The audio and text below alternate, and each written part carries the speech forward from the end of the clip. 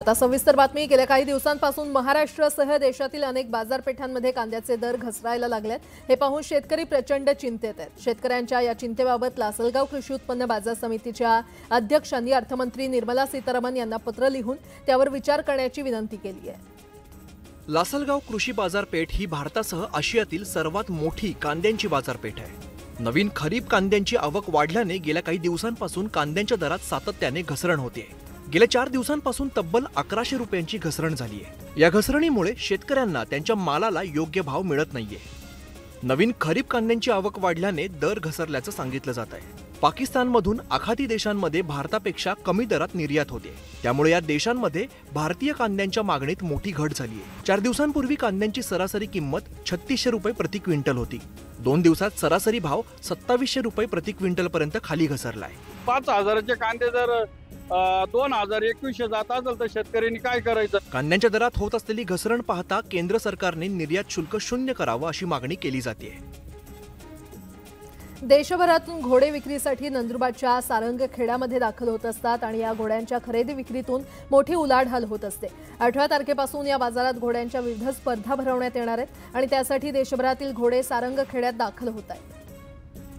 देशातील सर्वात जुना अश्व बाजार म्हणून इतिहासकालीन नोंदी असलेल्या सारंगखेडा घोडे बाजार सध्या सुरू आहे। देशभरातून घोडे विक्रीसाठी इकडे दाखल होत असतात। घोड्यांच्या खरेदी विक्रीतून मोठी उलाढाल इकडे होत असते।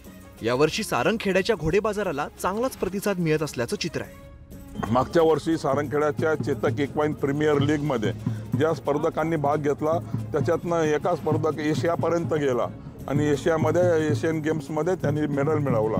ही सारंगखेड्याची खरं म्हणजे आज आपल्याला देण म्हणता येईल। सारंगखेडा घोडे बाजारात 2 दिवसात 60 लाखांहून अधिकची उलाढाल झाली। 2 दिवसातच 150हून अधिक घोड्यांची खरेदी झाली। 18 तारखेपासून या बाजारात घोड्यांच्या विविध स्पर्धा भरवण्यात येणार आहेत। या बाजारात पंचकल्याणी, नुखरा, अबलख, काटेवाडी, पंजाबी, मारवाड, सिंध अशा विविध प्रकारच्या अश्वांना पाहण्यासाठी देशभरातून खरेदीदार आणि घोडे शौकीन मोठ्या प्रमाणात दाखल होऊ लागलेत। महाराष्ट्रातील सांगलीमध्ये एक शर्यत आयोजित करण्यात आली होती, जी बघून तुम्ही देखील थक्क व्हाल। ही स्पर्धा होती उलट्या धावणाऱ्या रिक्षांची। पाहूया। सांगलीत आज एक अनोखी रिक्षा स्पर्धा पाहायला मिळाली। या रिक्षा सरळ पुढे नव्हे तर उलट्या दिशेने धावत होत्या। सांगलीच्या वाळवामध्ये रेणुका माता यात्रेनिमित्ताने ही उलट्या दिशेने धावणाऱ्या रिक्षांची स्पर्धा भरवण्यात आलेली होती। उलट्या धावणाऱ्या रिक्षा पाहण्यासाठी पंचक्रोशीतील नागरिकांनी मोठी गर्दी केली होती। कमीत कमी वेळेत जास्तीत जास्त अंतर कापण्याच्या या स्पर्धेत रिक्षा चालकांचा थरार आणि कौशल्य पाहायला मिळालं। अत्यंत चुरशीने ही स्पर्धा खेळली जाते, त्यासाठी अनेक दिवस हे रिक्षा चालक सराव करत असतात। कमीत कमी वेळेत जास्तीत जास्त अंतर उलट्या दिशेने पार केलेल्या स्पर्धेतील विजेत्या रिक्षा चालकांना रोख रक्कम देत सन्मानित करण्यात आलंय।